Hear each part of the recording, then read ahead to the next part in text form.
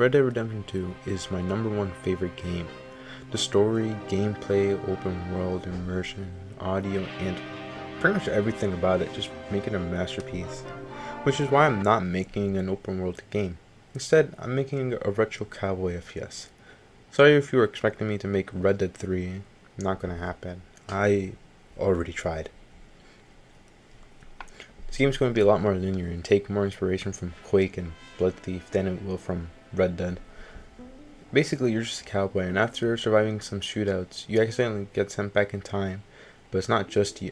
Some people from them were brought to your time, or the time you're in now. It sounds a little confusing, but once it gets started, it should make more sense. Either way, let's get started. To start off, I downloaded Kenny, yes, this one, FPS template. I only downloaded this because I didn't want to make a movement, weapon, or inventory system, since there are a lot of work to get set up, and why would I reinvent the wheel? Anyways, here's how the template plays.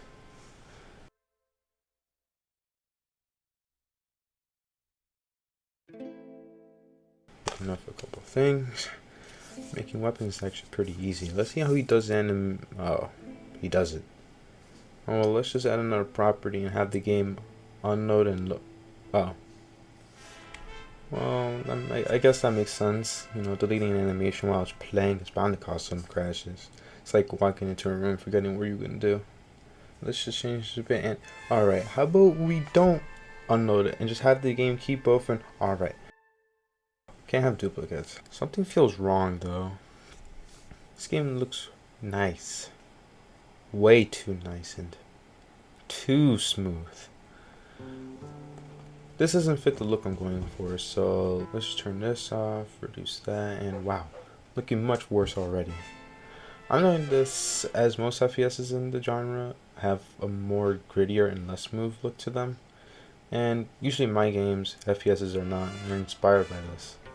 And also it's just easier to model and make art for. Speaking about modeling, let's make a revolver model.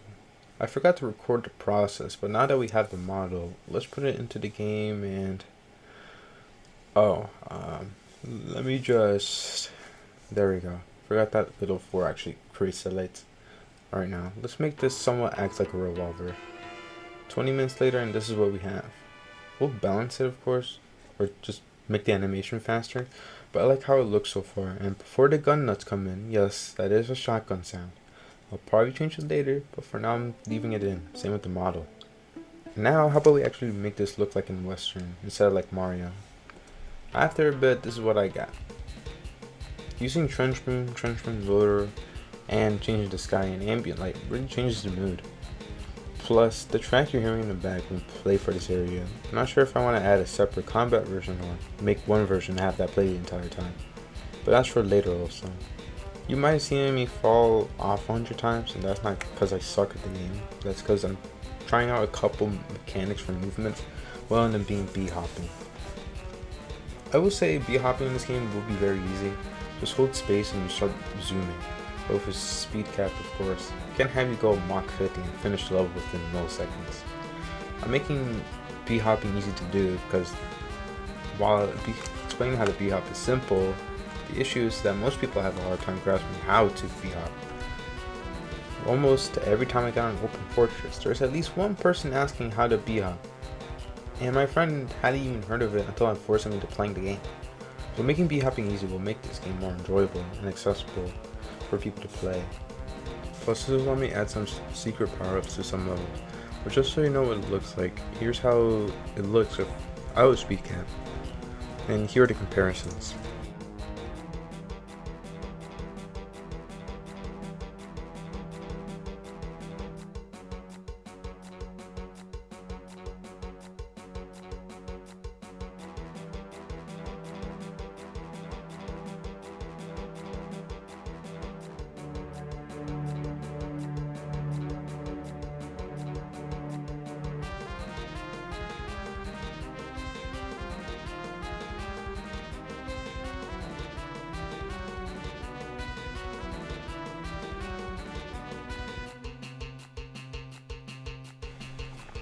Although, while this changes later on, I had to remove the ability to press W while b-hopping, Because my friend, the one I mentioned earlier, trying out the game, kept holding it and fell whenever trying to double jump, despite me telling him not to do that.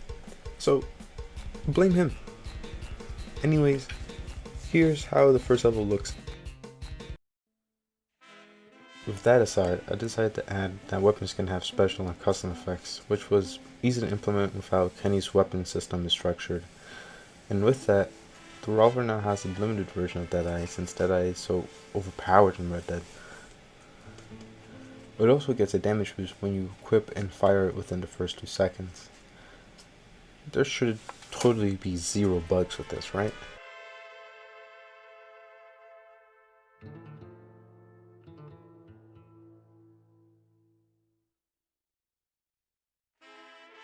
Well, that's something. I actually kinda like this, but I'm not sure if I want to keep it in or nerf it, or just fix it altogether. But for now, I'll just patch it out. The only reason why this happens is because the game didn't delete the nodes, but instead just removed them. I'm not sure why it was like this originally, but now it deletes the nodes. And if I encounter a reason why it was like that, I'll revert to change and figure out a new solution. Now let's make the shotgun. Taking the model from the cancel game reminder and putting it in. And there we go, a shotgun. Though I think we could do better. Let's steal another feature from that game, air launch. Basically, you know how in TF2 with the force of nature, if you shoot below your feet, you'll get lifted up?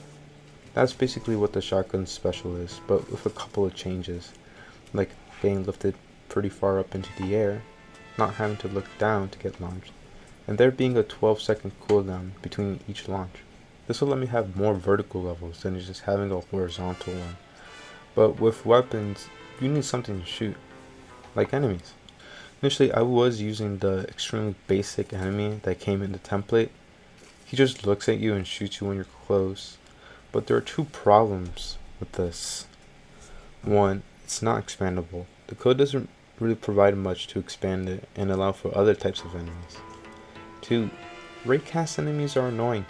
They don't give a player a chance to dodge, and without any visual effects, it can feel very random and unfair, even if you were standing in front of a shooting squad. So normally I would just import my enemy AI code that I'm unofficially calling Cube AI, since it was used for an older cancel game with cubes from 4 years ago, and call it a day. But it has the same issue of being unexpandable and becoming very, very bloated after. Cube AI was dropped in favor of the unofficially named Module AI, since it's so much more customizable than Cube AI. I can't really compare with any other enemy AI from games like Doom or Quake, since the game's still pretty early in development, but it will get more complex as development goes.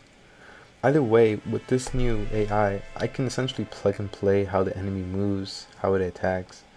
So I can make an enemy that has the blast of doom that kills within a hit, and also have a painfully slow zigzag pattern, which I didn't, and instead added these 2, Noah Mova and Showing Mova, or No Mover and Shooting Mover.